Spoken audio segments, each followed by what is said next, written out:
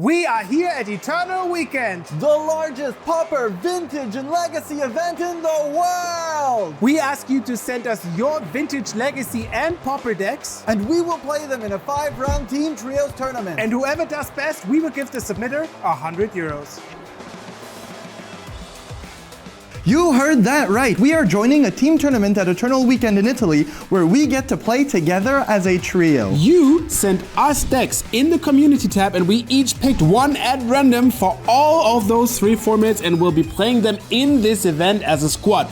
Even though we are playing as a team, whoever has the best individual score sends 100 big ones to the person who submitted the deck. I'll be playing Pauper, a format where you can play only commons, the cards worth only pennies that bulk up your booster packs. And I'll be piloting the Legacy deck, a format where you can play all of the oldest and strongest cards in Magic except for a small ban list. But this trio needs a third musketeer, someone who can master Vintage, the format where you can play all of the strongest cards in Magic.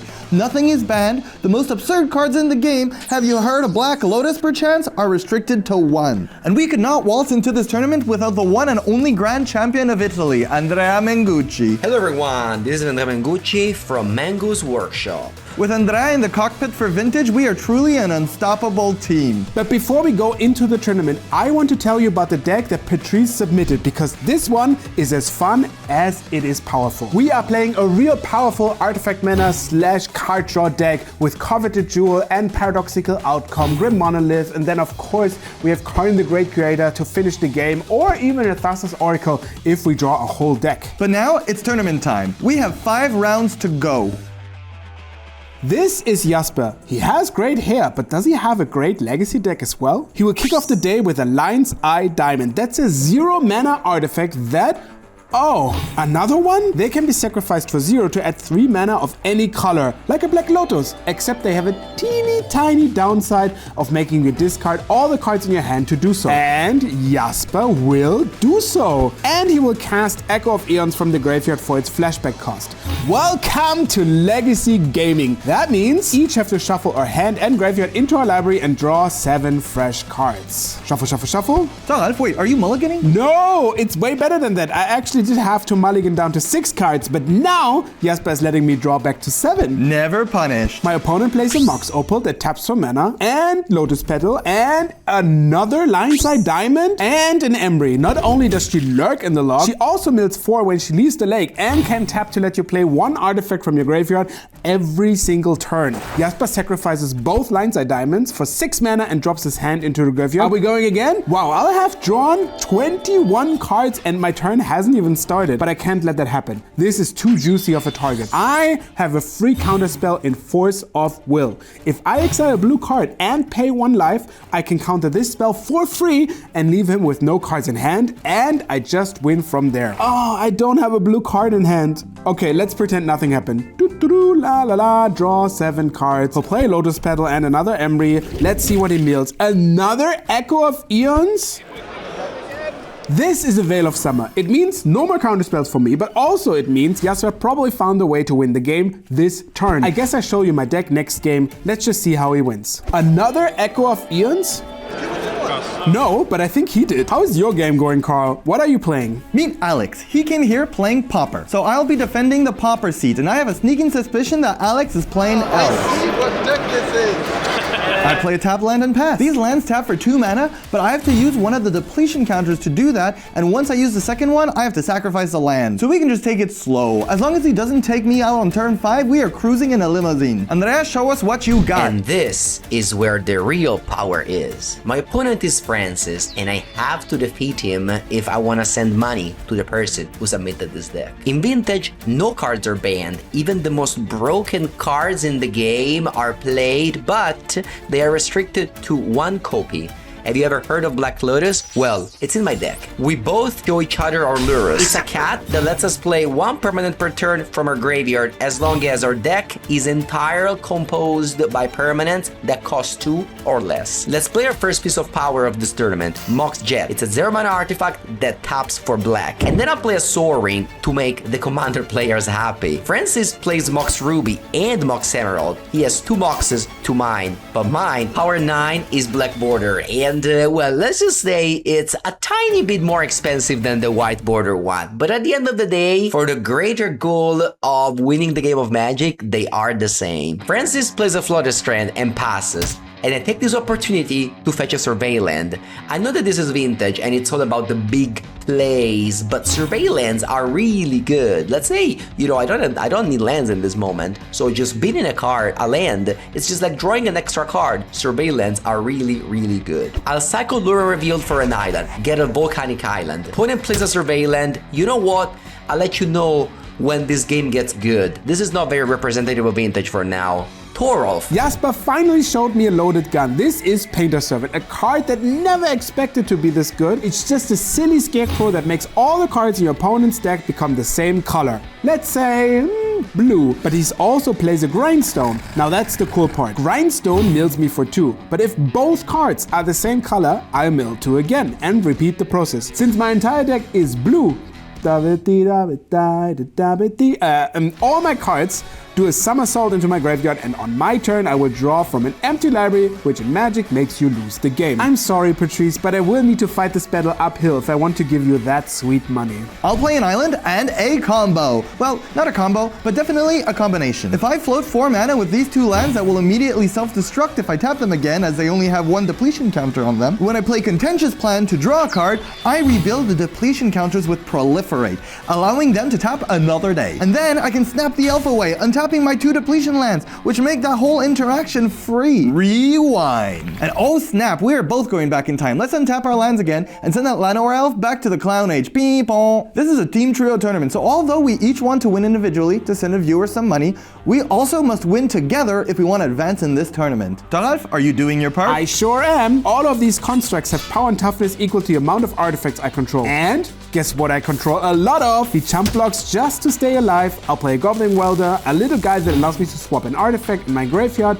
with 1 in play. And Jasper draws and scoops up his cards. We're 1-1 now. Wait, stop what you're doing. My game got good. Speaking of power, let's play Ancestor Recall. Welcome to Vintage. It allows any player to draw 3 cards, but of course, we're targeting me. Francis says not today and plays a Force of Will, pitching a Brain Freeze. Did I say welcome to Vintage? I'll Force of Will his Force of Will, pitching my Paradoxical Outcome. It's a Wizard Battle time. He plays a Force of Negation, pitching a Flusterstorm. I will Flusterstorm right back. We collectively used 8 cards to fight over me drawing 3. Was it worth it? Yes, it is, because this is Vintage. Carl, are you doing something equally powerful? I am doing my thing, but look, Alex has more elves than I can even count. What the hell comes after 6? And now he has the initiative, which gives you a huge snowballing advantage until your opponent can attack you, which I have some bad news for us. I will never steal it from you.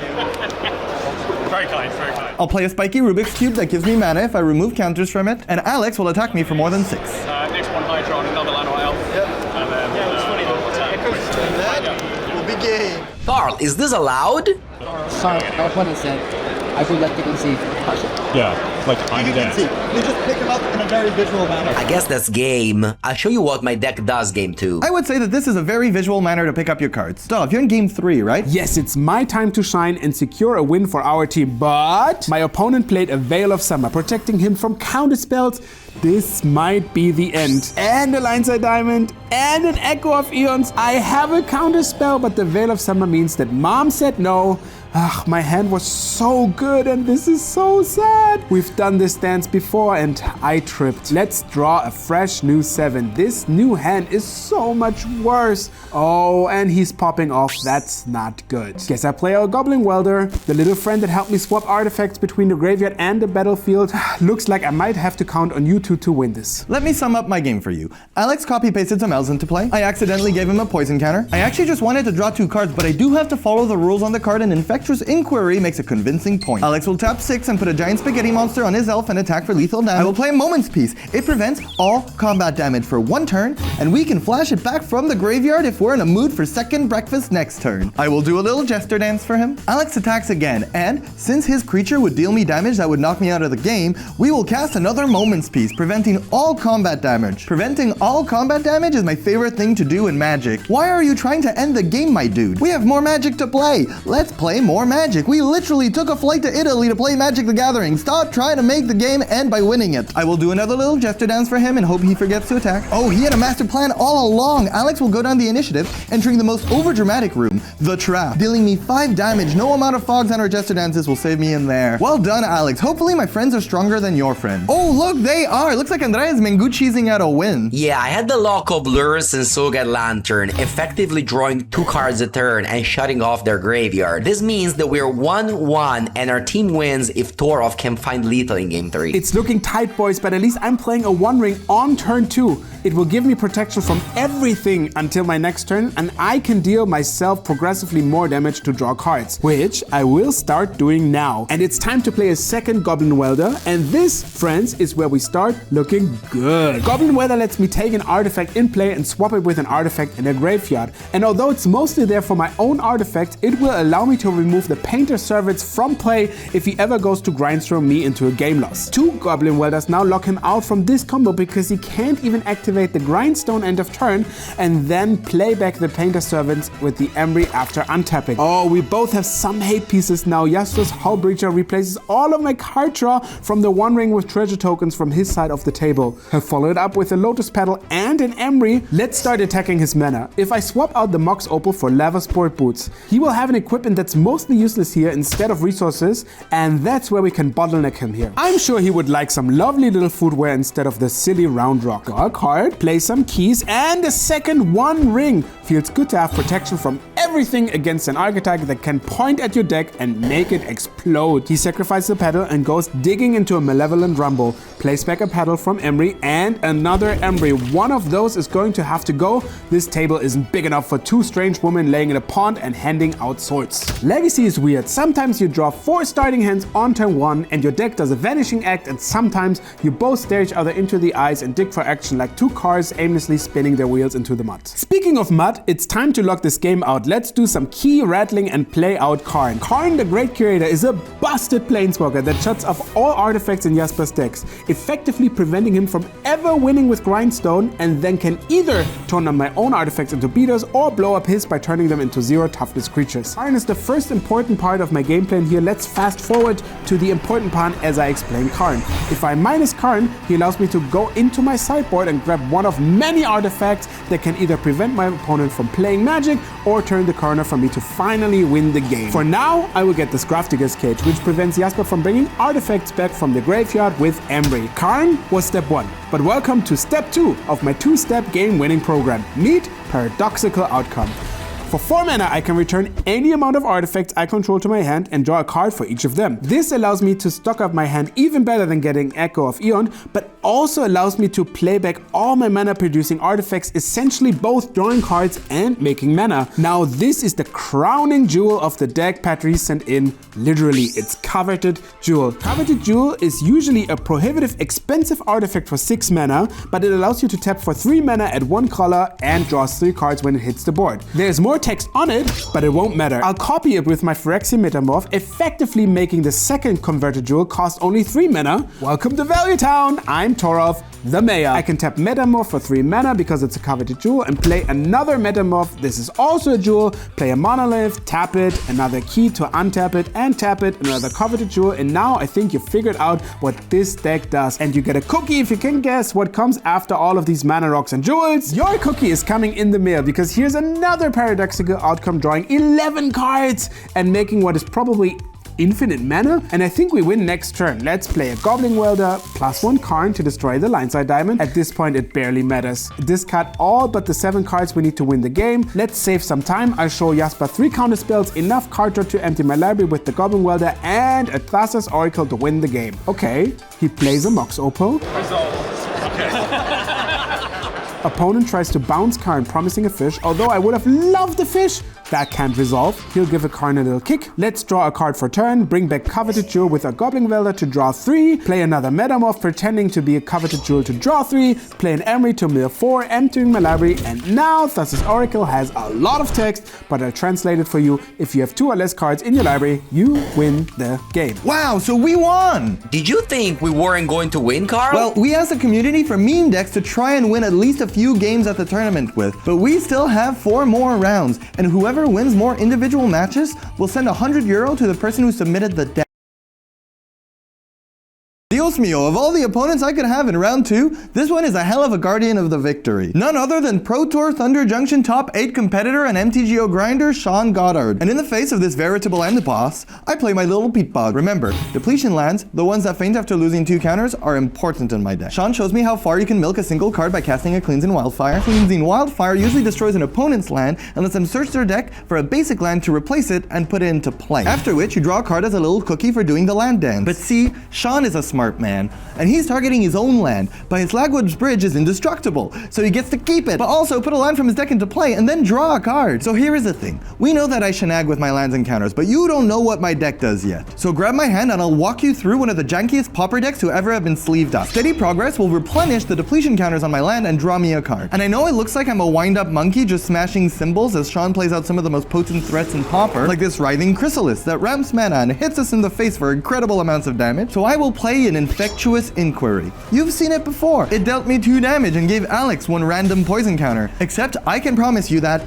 although I am a clown, there is absolutely nothing silly about my poison counters. Welcome to Poison Storm, the coolest, most radical, awesome, ridiculous deck that ever memed. Ink. Submitted by Isabel. This deck is aggressively delightful and it has one simple and sleek game plan. First of all, I have to get my opponent to drink just a little poison. Show them an Infectious Inquiry or a prologue to Fire Essence and say, hey, it's just a little regular Friday night juice. A little poison never hurt no one, and the hangover will make you remember that last night we were alive. And once they've taken a little sip, I cackle maniacally and play 9 spells that say proliferate on them. Proliferate allows me to add 1 of any counter on anything. Either depletion counters to replenish my lands, or charge counters on my artifacts generating more mana, but most importantly, giving my opponent more and more poison counters in the way they truly cannot interact with. If a player ever makes it to 10 poison counters, they lose the game along with their dignity and maybe their phone. Ahoo! Whilst explaining the deck to you, Sean bonked me on the head with a series of giant creatures and took me out of the game. Okay, well, next game then. This is my round 2 opponent, Tom. And Tom loves magic so much, he wants to keep it all for himself. Because he starts off the match with a Wasteland that destroys my lands and a Soulguide Lantern which destroys my hand's real game plan.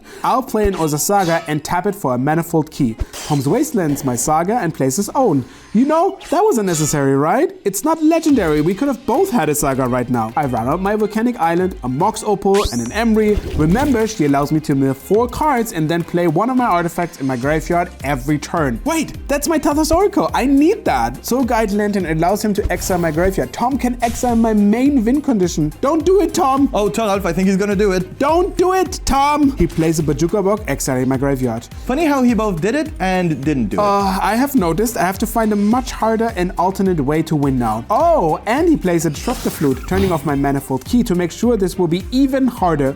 This is probably over. I'm counting on you guys. Well, here in the vintage seat where the power gaming happens, I'm facing down Matthew. And speaking of power gaming, he plays a Bazaar of Baghdad. This land does not tap for mana, but instead allows him to draw 2 cards and then discard 3. Oh, and he'll discard 3 very relevant cards. 2 Basking Root Vala, which can be cast for free if you discard them. Let's assume he does that because it's relevant with Vengevine, which is a 4/3 haste which you can put into play from graveyard if you cast your second creature spell this turn. Let's count. 1, 2. Yeah, I'll take 4. Oh my god, we're so dead. Now he plays 2 Hollow One, which is a 4/4 that costs 0 if you discarded 3 cards this turn. Okay, let's play a Sad Mox and a Desperation Ancestor Eco to draw 3. A Surveillant, yeah. This Swords to Plowshares won't cut it. A 5,000 euro Mox and pass with my fingers crossed. I need to tap me down to 2 and kill my land with a Strip Mine. Yeah, we're not making past turn 2 this game. Goodbye. Carl, we're all losing our games. Tell me that you can turn this around. As we know that all good things come in 3s, be it Musketeers, Little Pigs, or Beastie Boys, once I put my 3rd Pentad Prison onto the blue playmat, you will see how this deck sent by Isabel can really go over the top. It enters with 2 charge counters on it, and I can remove 1 to add 1 mana of any color. The sad thing is that once I'm out of charge counters, I can no longer add any mana. But my proliferate cards come in as a steady cavalry. This Vivid Surgeon's Insight will not only draw me 3 cards and throw Sean a brand new poison counter, the proliferate effect will also give me 3 mana thanks to those Pentad Prisms and regenerate my depletion land. Contentious Plan becomes free if I use my charge counters, and I even get an extra 1. And all this whilst drawing a card and healing my lands and, of course,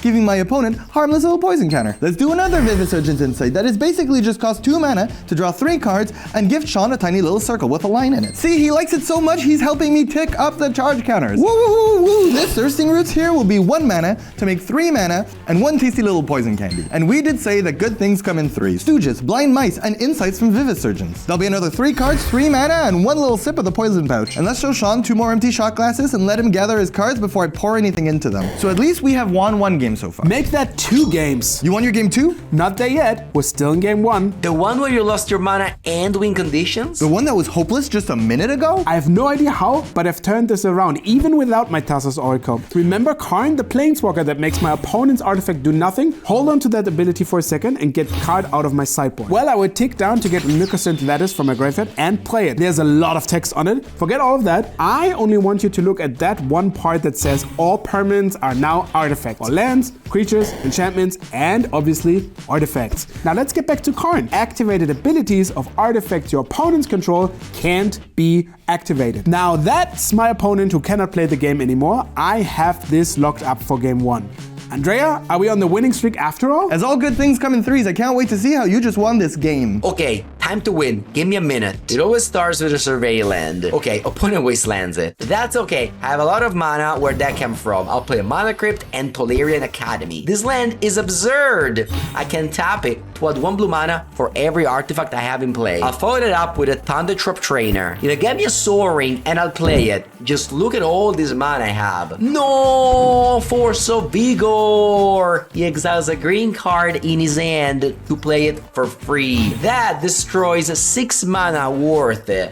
If you count the Tolarian Academy. I can't let that happen. I force it. He Mind Break traps me. I'll tell you now, it's not looking good for the Vintage seed this game. We still have some games to give, but Tom keeps destroying all of my lands. I will play an Urza Saga. He plays an Exploration. I love Exploration so much. It's one of my favorite cards. So simple. It allows you to play 2 lands per turn, which is one of the most fun yet broken things you can do in Magic. Tom plays his own Urza Saga and wastelands mine away. Ah, this deck is so cool. It's like he just picked you up like a ragdoll and body slammed your whole board away. Whose side are you on? I'm sorry, Todd. Go artifact. Boo lands. Speaking of lands, I have none, so I pass like a Balrog doesn't. Tom dredges the life from the loam, putting 3 cards into his graveyard. There will be the card that spells out Our Doom with a capital S. It allows him to bring back 3 lands from his graveyard to his hand, and he can do this every turn, as he can bring back to his hand if he mills 3 cards. He puts a Saga and another Wasteland back into play. I'll play out this Goblin Welder, but he makes a construct and has X power and X toughness, where X is the amount of artifacts he controls. I could have been making those if he didn't keep up blowing up my lands, as he does just now. And Tom plays a Pithing Needle, turning off my Goblin Welder. Let's moonwalk away from this game. Okay, now, I can see how this looks dire. I'm at 2 life, and Sean has 8 poison, but I'm also out of mana, and I'm getting rid of my last charge counter and my Pentad Prison. Life could be better. Oh, look, it is! Let's play one of my favorite Magic cards, Weather the Storm. And amigos, I have brought a hell of an umbrella. It's just a silly card that gains you 3 life, but it has a 5-letter word on it that is somehow even better than bagel.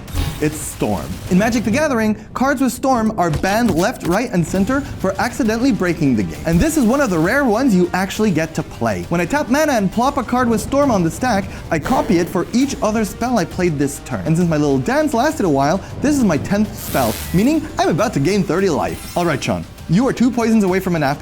Do your worst. He'll look at my hand and discard a card. It's all poison spells and draw 3s. He'll take out a card. I'll play a poison spell and then proliferate. We both know how to count to 10. That is what we call an alternate win con. That's 1 on 3 games with a cool kids bench. Thoralf, are you locking up your second win? My opponent is placing his 8th permanent onto the board, and it shuts down my only 1 permanent. Holy fibblethip, that deck is cool. Carl, go sit on the other side of the table. If you say 1 more word, I swear. Tom attacks, I draw, not a land. Tom attacks again, I draw a card, but it doesn't matter. Good game. Okay, we're counting on Andrea now.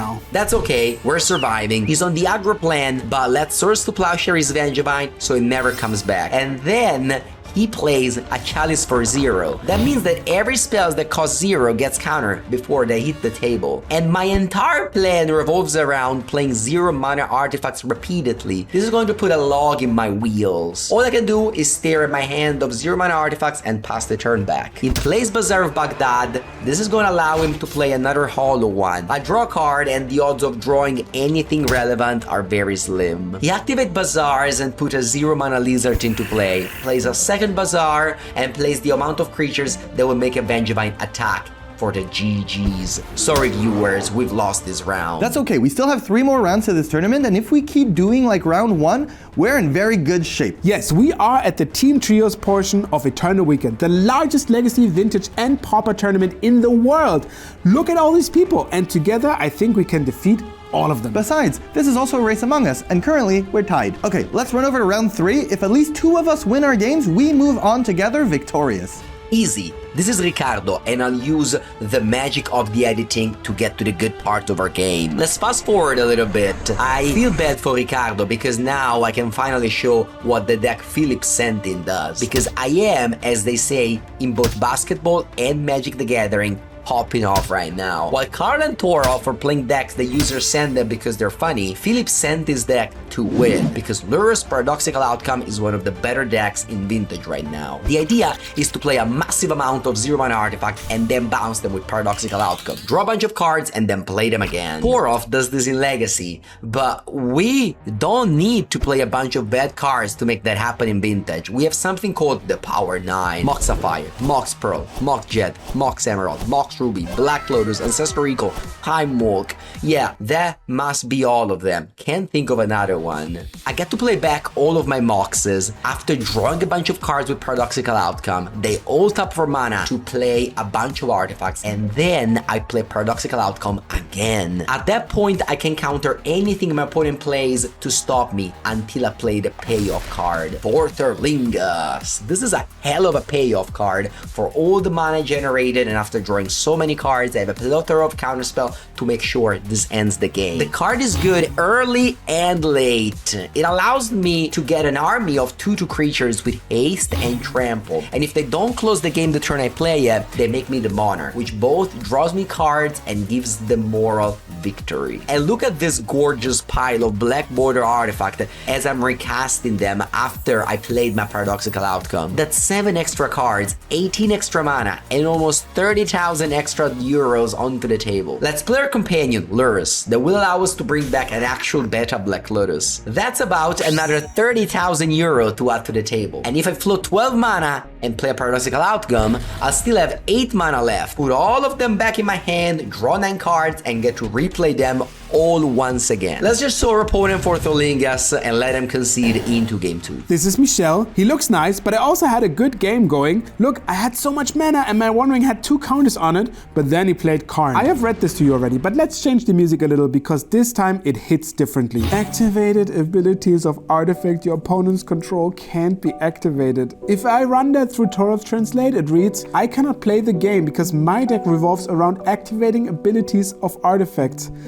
Oh, and then Michel has to rub it in by playing his own The One Ring. And not only is his prettier than mine, he can actually use it because Karn only points his stop sign to me. In other news, I lost this game. Andrea, please tell me you locked up your match. No, I really like my chances because I'm playing against the deck without Power 9, so without any of the 8 cards that really push Vintage to the next level. But somehow Ricardo ripped apart my hand with Discard Spell and now has 2 Orcish Bowmaster beating me down. Since I don't have a lot of removal, every extra card I draw deals me a mountain of damage. It's time to cyber some removal spells and go to game 3. Carl, we need you to start winning some games or this is not looking good for us. My game is already done, but I can run you through it. This is Matteo. He seems so nice. He's laughing even. I love this guy. But sometimes you have to destroy the things you love. We played a series of tap lands, and Matteo had a slow, grindy game plan. One that would just stomp over any control deck. He was here to outmuscle the mid-range players. Unlucky for him, because we came here to be silly. We're not here to generate value.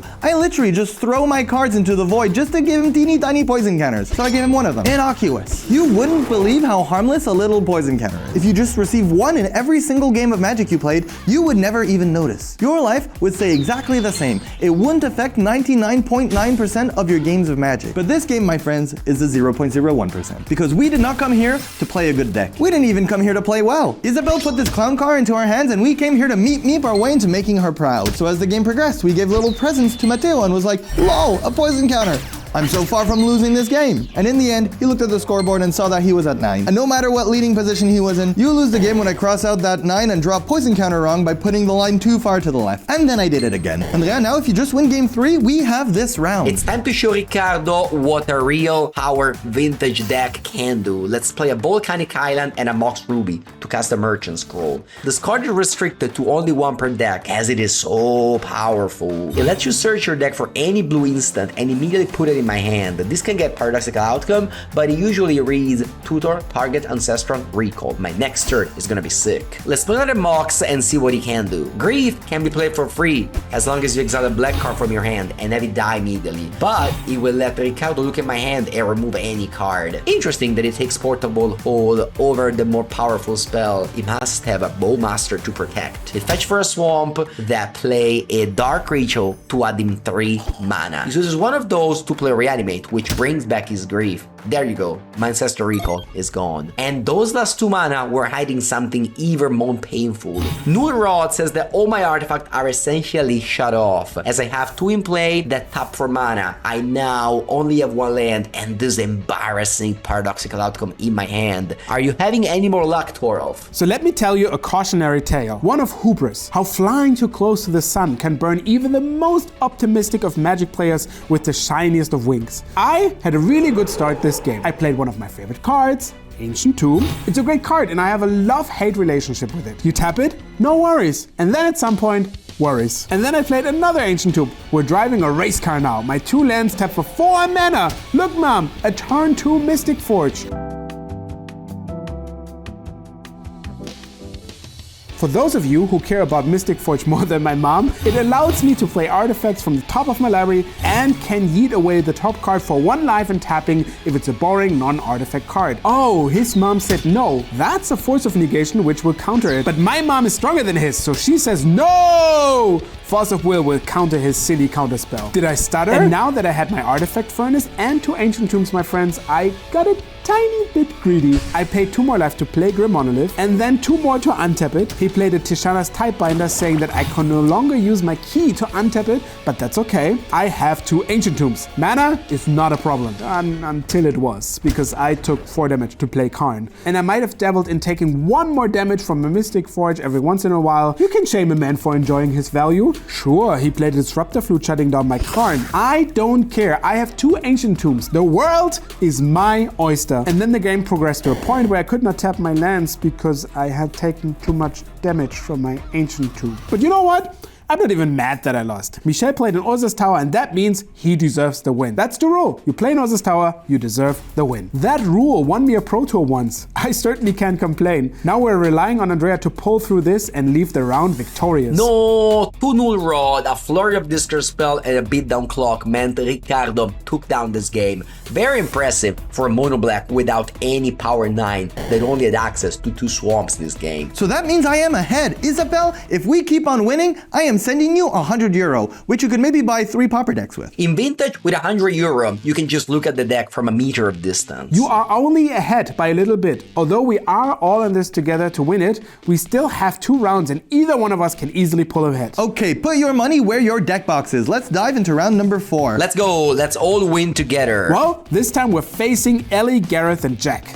And it's go time! If we all win, I am still in the lead. But if I lose and any of you win, the stakes are on. Meet Jack. He seems really nice, but Jack rhymes with attack, and my deck does not fare well when my opponents do that. No, Jack, that's a land that plays an attacker. And an attacker! Novice Inspector only attacks for 1, but it leaves a clue that will draw Jack a card, and a clue that lets me know that he's probably in the business of playing many little white creatures, making them stronger and turning them in the direction that Richard Garfield intended creatures to tap. Raffine's Informant is a 2/1 that allows him to draw a card and then discard 1. And if it's not a land, it becomes a 3/2. The beats here are really being provided by Jack. He discards a creature, so let's give his Informant a little hat. And in the face of all this pressure, all I can do is play a tap land and pass. He will play another Informant. It's time to pull out the dice. What does he discard? Will this be hat time or not hat time? Hat time! How fancy. Okay, I'll be honest. I kept a 1-lander this game. But sometimes life gives you lemons. And you say, thank you very much, I love lemons. Let's see if we can draw another one. I asked for a land last turn.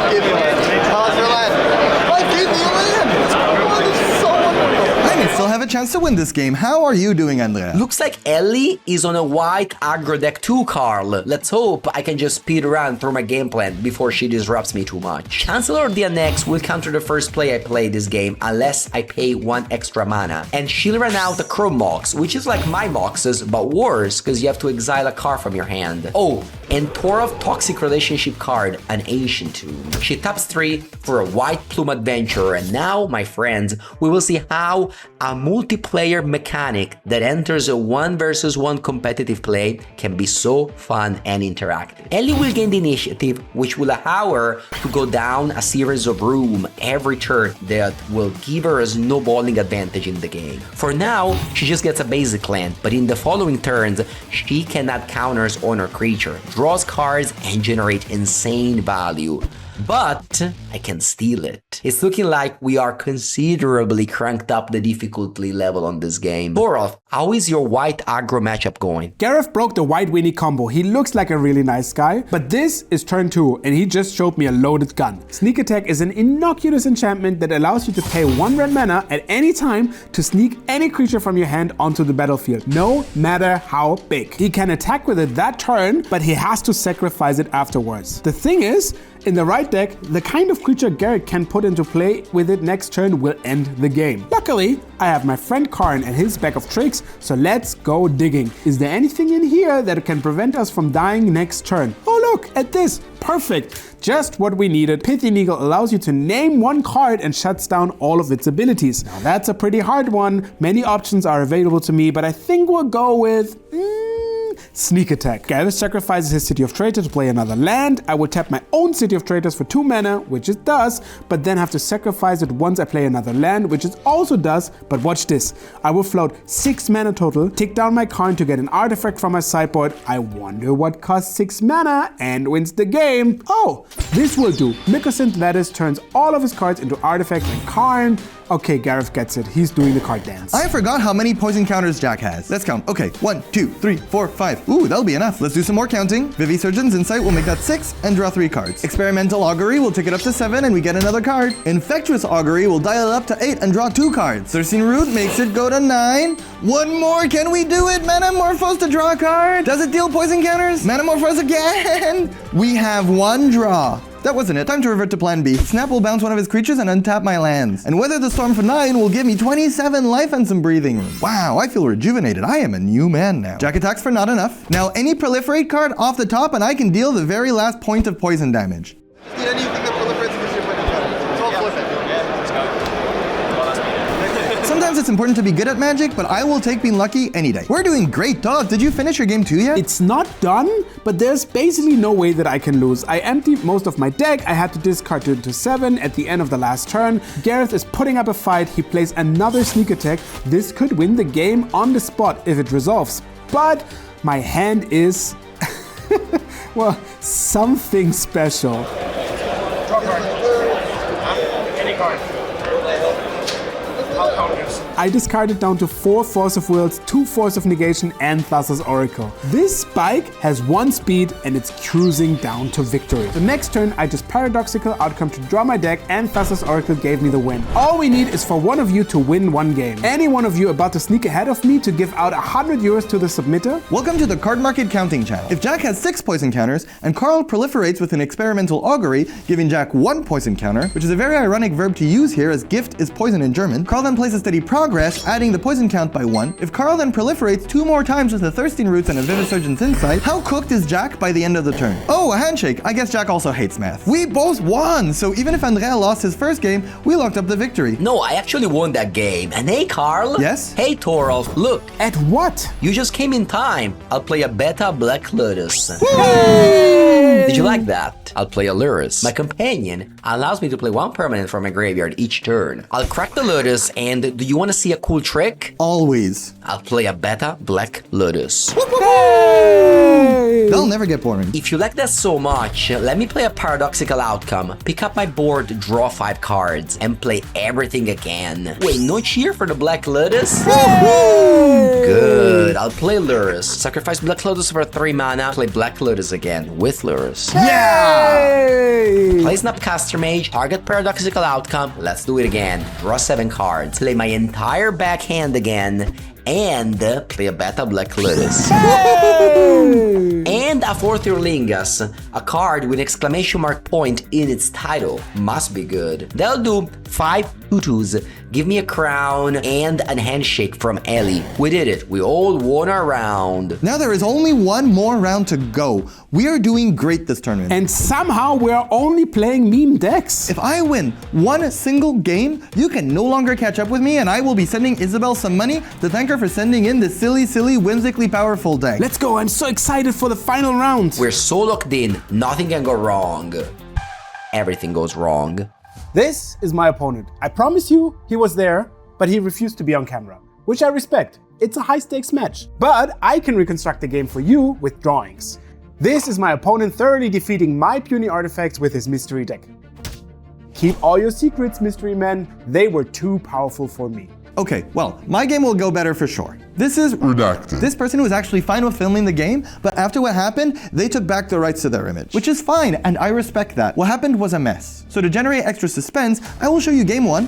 It has a perfectly normal game, until he played a Stanso Needle. What the hell? That's my land. Are you accidentally playing my deck? Well, if you show me yours, I'll show you mine. I will also play a depletion land. Mystery person will also play a depletion land. As this is a game where we did not interact with each other in the slightest, and, you guessed it, race to deal each other 10 poison counters, like this was not a Magic the Gathering event, but a solitaire tournament, I'll fast forward to the very last poison counter. Ooh, the suspense is killing me. Who will proliferate the most? Is this Taco Bell? Because we're both getting poisoned, and I will regret this in 1 to 3 hours. And amigos, I'm proud to say I Phyrexianed more than I ever have, because after a flurry of scary poison counters on each side, the dice fell in my favor. Gotta pick him up. That's a hell of a lot of dice. This was a Poison Storm mirror after all. This game was cruising, but now is when everything fell apart. But this is not about me. You don't get to see Thoralf's game. He fell out of the race. If I lose and Andrea wins, we are tied. And we have to play a match against each other to see who we send money to. But he is playing a powerful vintage deck, and I am playing a sock full of pennies. This has to come down to the wire. We each won a game. We're both playing a Lurrus deck, and my opponent just cast Chalice of the Void for 0. This means that all spells that cost 0 are countered, which unfortunately negates my whole game plan of playing and replaying my Power 9. So let's pay 2 life to play this card for free, but as it is a 1 mana spell, it does not get countered. Look at his hand to see what we are up against. Oh, that hand is powerful. Play a land and pass. My opponent drew their second land. We are in trouble. They are playing a Collector Oof. This will shut down all of my artifacts if I ever get to play them. We have to start rebuilding our game plan, so I'll play a land and make the Collector Oof start a life of farming by targeting it with the Swords to Plowshares. This would exile it in exchange of giving my opponent a tiny bit of life. Now that my artifacts are free, I'll play a Soul Ring and a Soul Guide Lantern. This means I can prevent Lurrus from getting out of hand by exiling his graveyard, and he will let me draw a card that makes it free. I can eventually play it back with Lurrus for a practically illegal amount of value. He'll draw and pass the turn. I know he has some counter spells. This will be a tight fight. Let's plan a spell I'm fine with him countering. Thundertrap Trainer will allow me to put the stock up in my hand. I have to choose my battleground and my angle of attack, and this fight has to be value now that I can't play my Moxes. My opponent will brainstorm end of turn, drawing 3 cards and putting 2 back,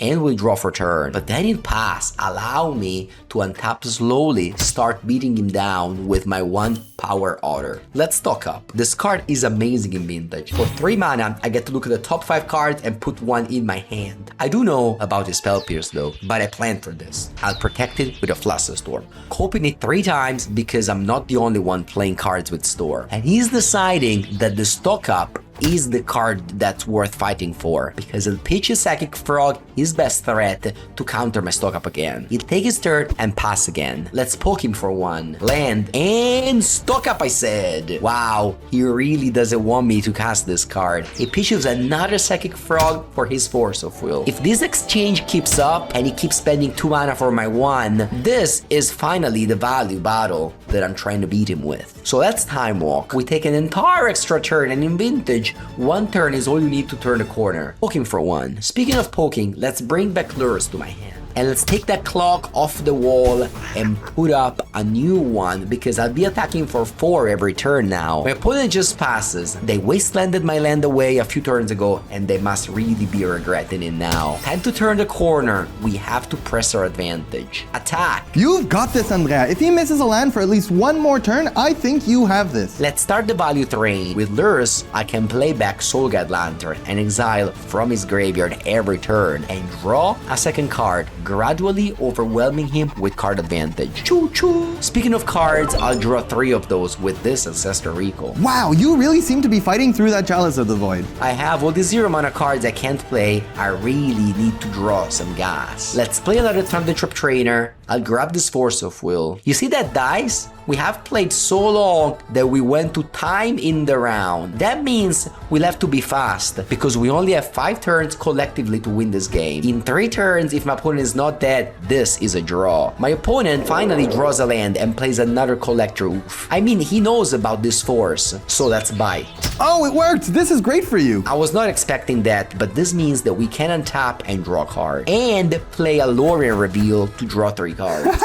The game has come to this, paying an honest 5 mana for your Ancestral Recall. This truly is vintage power gaming. You want to see vintage? Attack with my 3 dumb creatures for 5. This will be turn 4. This is my last turn this game. If I don't win now, we can't win the round. There is no way you can attack for enough. I guess we put up a good fight. We have to play Stock Up. If we find 4 Terlingas, we have this. And did you? It's okay, Thoralf. We have this. Andrea, do you have a 4th Erlingas? Go back to your seat, Carl. First, we will exile this pesky Chalice of the Void. Okay, this unlocks your 0 mana artifacts. Play a Mox and a Beta Black Lotus. Woohoo! Let's finally do what our deck does. Let's play a Paradoxical Outcome, letting me take back all my permanents and draw 7 cards. Oh no, that's an Orcish Bowmaster! That will make a huge creature and ping you for so much damage! It's okay, Carl. I have a source to Plowshares. I've got this. This is all according to plan. Let's fill our hand with cards. Let's play back 5 Moxes and a Beta Black Lotus. Yay! And a Soaring, and my Lures.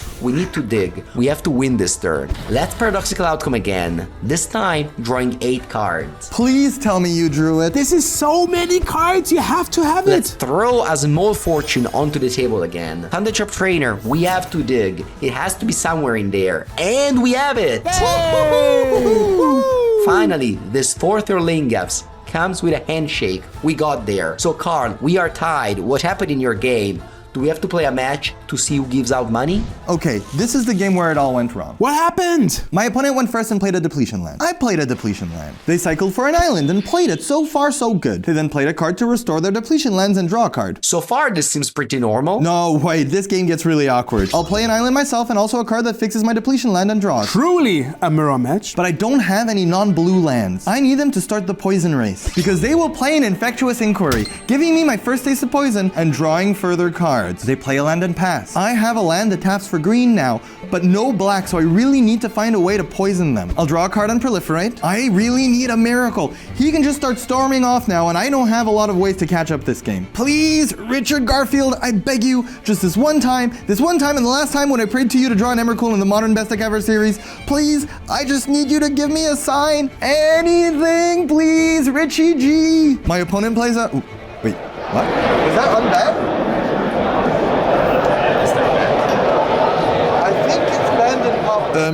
What do I do? This card is banned. Richard, I asked for a sign, and I think I'm getting mixed messages. Let's call a judge. Brandon Pauper. I'm so sorry. How did you get 35? What round is it? 5? How did you get? It's a couple. So, my opponent just played a bad card.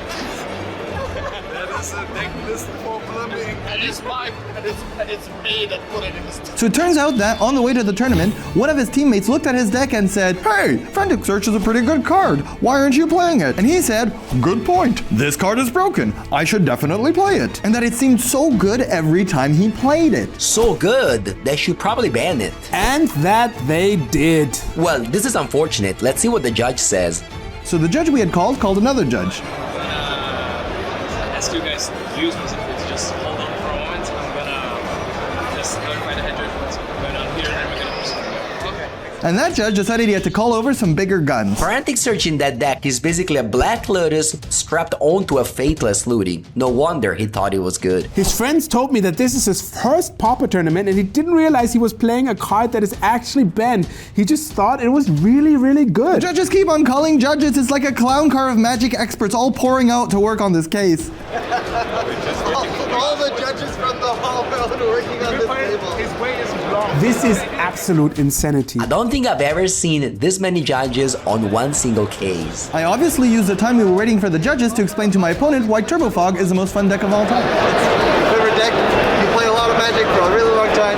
You don't need to play creatures, so your opponents have a bunch of removal spells that they don't get to use. Just like the time. Yeah, exactly. We came to play Magic. Why should we play more Magic? Please, don't listen to Carl. Turbo Fog is not a good deck. So a small army of judges finally came over with the head judge. So our son of the we had to fix the highest skill in this case, which is game monster. We're going to protect this from we're going to be fixing this by placing previous and this game is about, and said you won't game on, so you were in game 2, and this is 7 here. Richie G, you really pulled through. I truly won with a miracle. So wait, you won? What are the odds? Somehow, Richard Garfield pulled through and gave me a win. Let us know which tournament we should play next. Just please, don't send us any banned cards. Isabel, check your Cardmarket account. I am proud to tell you that I will be depositing 100 in there soon.